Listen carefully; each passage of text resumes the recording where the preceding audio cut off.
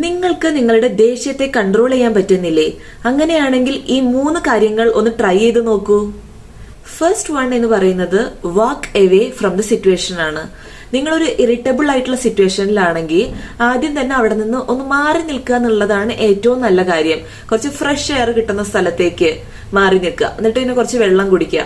അങ്ങനെയൊക്കെ ചെയ്യുമ്പോൾ നമ്മുടെ മൈൻഡ് ഒന്ന് കൂൾ ആവാൻ വേണ്ടിയിട്ട് ഹെൽപ്പ് ചെയ്യുന്നുണ്ട്. സെക്കൻഡ് വൺ എന്ന് പറയുന്നത് പോസ് ആൻഡ് ബ്രീത്ത് ആണ്.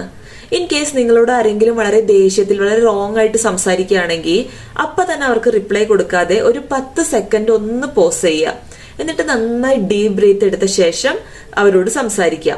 ഈ ഒരു ചെറിയ ഗ്യാപ്പ് കൊണ്ട് നമ്മുടെ ബ്രെയിൻ ഒന്ന് കാം ആവാൻ വേണ്ടിയിട്ട് ഹെൽപ്പ് ചെയ്യുന്നുണ്ട്.